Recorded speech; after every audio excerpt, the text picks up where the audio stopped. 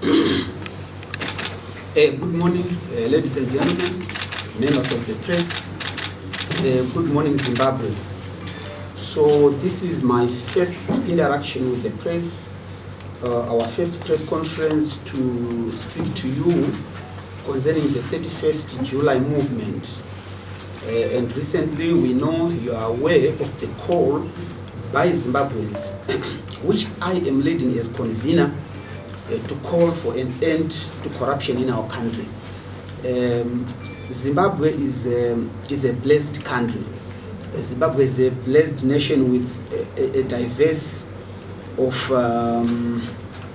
mineral resources.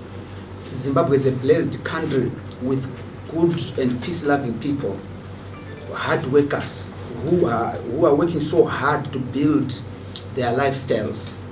But what Zimbabwe has gone through in recent years has been a spate of corruption which has destroyed it. You know, our nation is not functioning because of corruption. So after initial consultations with the people of Zimbabwe, we called for a demonstration against corruption on the 31st of July.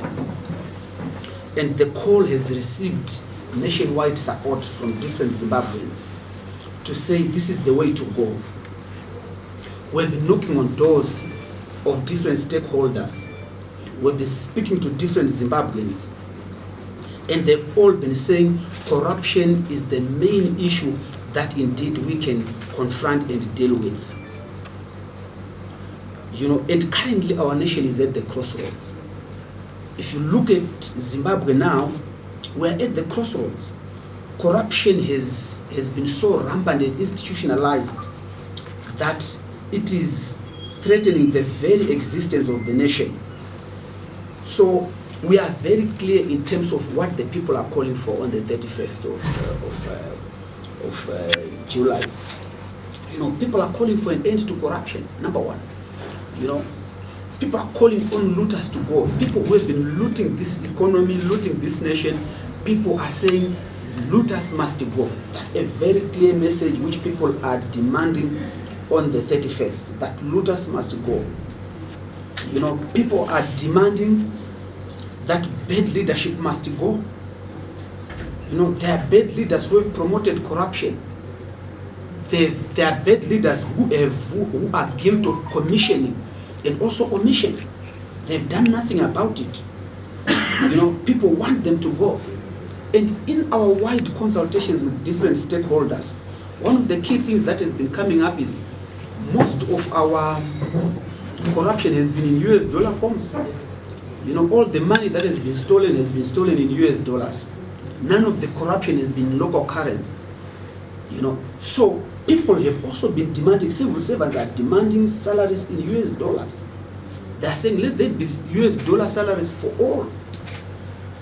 In other words, people are calling for an end to you know, to a situation whereby certain people receive their salaries in US dollars whilst others don't. It's also a form of corruption. So now the people of Zimbabwe are saying we are going to get in the streets on the 31st to speak out against corruption. How are we going to do that? You know, different stakeholders and different Zimbabweans from their own areas are galvanizing and building onto small actions that they are going to take on their own, so that we march to agreed positions or agreed locations, so that we speak out against corruption. We are protected by Section 59 of our Constitution, which guarantees us and gives us the right to demonstrate. So we have notified the police, we have notified them of our intention to demonstration as required by MOPA. So the law requires that we notify the police, and we have already done that. We are also very much aware of the existence of COVID amongst us. So it's important for us to say, okay, what are we going to do in the light of the COVID pandemic?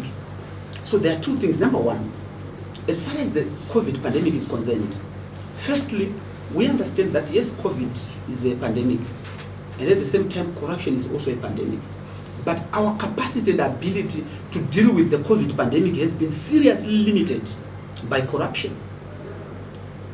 Corruption has seriously limited our capacity to deal with the COVID pandemic. Already we've got an outstanding corruption in the support that has been received by government for COVID. You know, we know of the drugs, 60 million stolen. You know, that is corruption. So in other words, we can't wait for one pandemic to end and then start dealing with the other. No. The people are very clear that it's a weighing of scales to say we can't separate these pandemics and say let COVID end and then we fight the corruption pandemic. No. But we are very much aware that we will take steps that enable the people of Zimbabwe to be protected on the day. How are we doing that? We're encouraging everybody who is coming to be in their face mask, number one. Number two, we're encouraging them to make sure that they maintain social distancing on the day. Number three, we are encouraging people to also carry extra masks in case some people turn up without masks. But we understand every Zimbabwean has access to a mask currently. So we are making sure that we bring as much support to others as we can on the day, and also warm water will be made available regularly for people to wash their hands with soap. So we will make sure that we are not careless about COVID on the day. And in all the areas that people will be gathering, this is what we are encouraging Zimbabweans. And it is Zimbabweans really who are doing it. You know, already I have received support from Zimbabweans here in Harare who are saying, you know what, Ngarivhume, I will do 10,000 free masks so that we support the initiative. And if everybody has been speaking out against corruption, it is their time to show the nation that we are agreed that enough is enough, no to corruption in this country. Why should we allow our heritage to be destroyed? Zimbabwe is our heritage. And for too long we've watched this country being destroyed. And this is enough. We are saying enough is enough. So the people of Zimbabwe have drawn a line in the sand, and we want to make sure that we speak out on the 31st. And it's not going just to be an event. People will make sure that we demonstrate until we have results. Until we have results that the people of Zimbabwe are desiring and expecting. So we are saying no to corruption on the day. This is an anti-corruption demonstration, and the people of Zimbabwe are determined to make sure that we come together. So what are we doing moving forward? It is important for you to note that different stakeholders are going to come up with their own messages of support to the 31st July movement, to the anti-corruption demonstration. The different stakeholders are from labor, the different stakeholders are from churches, they are from business, they are from different political players. They will all come up with their own messages of support. We have already received some from different stakeholders. And some are saying, okay, we'll do the publications on our own. Some are consulting internally so that they can then come up with appropriate statements at the right time. And we are welcome when Zimbabweans do endorse this initiative. We appreciate that. And we understand that Zimbabweans are not taking this call lightly. And the support we have gotten from across the sectors shows that the people of Zimbabwe are sick and tired of corruption in this country. And they deserve to be heard. It is unfortunate every time that the people of Zimbabwe try to speak, some people, particularly, recently ZANU-PF, Matema Dada and others, have been trying to attribute it to the West. That if the people of Zimbabwe demand an end to corruption, they on their own can't think of the need to deal with corruption, but rather it only has to be America. That is unfortunate. It's a notion that we completely want to dismiss and say, you must allow the people to speak out. You must allow the people of Zimbabwe to chart and map a way forward that they feel is appropriate. And every time that you refuse the people to speak out and express themselves and show how they desire to be governed and how they desire to deal with issues, when you deny them that chance, and then it can't happen forever. a good society, a democratic free society, should allow people to express themselves. And this is what we are simply saying. So the call for the third phase is really to say, enough is enough as far as corruption is concerned in this country. We are coming together. Let us all come together and make sure that we stop and bring an end to corruption. Thank you very much. I can take a couple of questions. I'll take first round of 4. You just tell us your name, the media house that you represent, and your question. Yes. I just wanted to find out, there's been a hint that the lockdown restrictions that are going to be tightened and a bit stricter. Where does this leave the march at the end of the day? Okay, thank you. My name is Ian Mapira. In case of the police maybe trying to use the air force against the protesters, what have you put in place to ensure that those who are protesting are helped? Okay, thank you. All right, thank you. Okay, again. Yeah, there is, so the question to say, how about if lockdown restrictions are tightened? You know, that again will not stop the demonstrations. You know, we are already under lockdown, and the decision for the people of Zimbabwe to get into the streets was reached amidst the restrictions. So there is no going back as far as the demonstration is concerned. The people of Zimbabwe will gather on the 31st and make sure that they push the point against corruption. So there's no turning back at all. We'll make sure that we do it. But of course, we'll also heighten our preparedness to make sure that we don't expose the people of Zimbabwe to the risk of contracting COVID. So that we are very clear.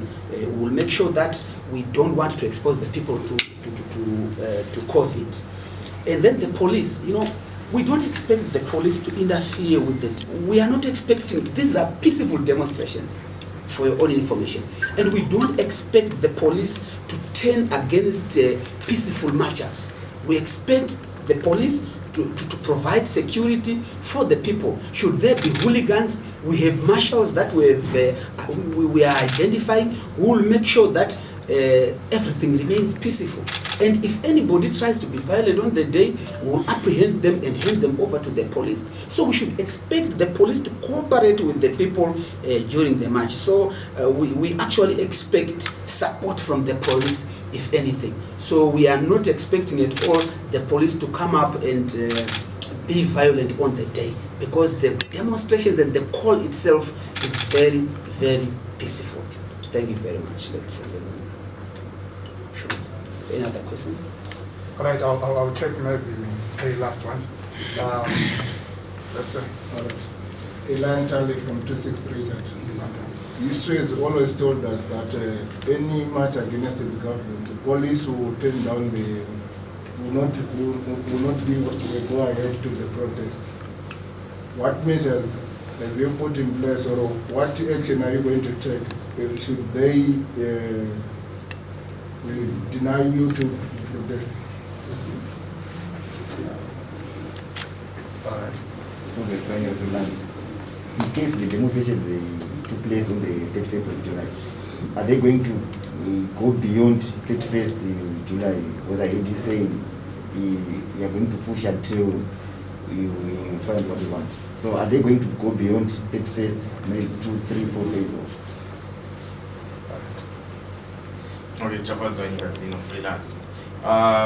In Zimbabwe has seen protests of similar nature previously, but little or nothing has been achieved by the objectives of the protest. What if you hold a demonstration on the 31st and then people come out in their numbers, people march and then they go home and corruption still exists? What will be the way forward from that point onwards? Okay, I can take these three. Thank you. All right. So the first one is to say police have got a history of turning down notifications for demonstrations, you know, and what have we in place. I think the momentum this demonstration is gathered, you can tell that there is no going back. There is no going back, that the people are prepared on the ground. I'm sure you guys are journalists and you are seeing how it is trending and how people are speaking about it. So there is determination on the ground by the people that this thing can't be stopped by anybody. Not even the police, not even the convener, not even anybody. It's clear that the momentum is going and the people are prepared to speak out against corruption on the day. So that on its own is like a momentum that is gathered enough not to be stopped. And we are very clear that, you know, we can't do anything to stop it because the people are determined and people are just ready. So the preparedness of the people and the buy-in this movement has had on the issue of corruption is so momentous that the people are ready to move on. It is very clear. So then the question to say, what happens on the 31st? Beyond the 31st? Is it just one of those demonstrations that we've had in the past, whereby we go out in the streets and then go back home, nothing happens? That's a very good one. So let's see what happens on the 31st. We are saying this is what we want to achieve on the 31st, and we are very clear about it. And we are saying, if that is not met, it means the people are going to continue. The people are going to continue to speak out and demonstrate until there are results. We don't want it to be like any of the other demonstrations we have done in the past. We want it to be a demonstration that has results. The people are not going to stop until a time whereby we feel we have achieved what we want and we've achieved the result that we want. So people are very clear on the day that it's not going to be one of those demonstrations whereby we just come together and that's the end of it. No, no, no. So I mean, the other question was almost the same, to say nothing has been achieved in previous demonstrations. So maybe let's wait for the 31st. It is very interesting that for the first time, there has been so much support and convergence around the issue of corruption from different stakeholders. Even business, this time they've come through and said corruption has killed our capacity even to do business in this country. And we are behind the initiative to speak out against corruption. So whoever should listen on the 31st, they are better informed that it can't be business as usual. Yes, we've had lots of demonstrations, but there's always a turning point for any country. And I believe the 31st is a turning point in Zimbabwe. It is a turning point because it's a defining moment for the people of Zimbabwe who speak out even more determined than before. And I'm sure if you have not seen the results before, wait until the 31st. Let's see what happens, because there should be results. Thank you very much, Mr. Ngarivhume. On that note, members of the press, we can call it a day. Thank you very much.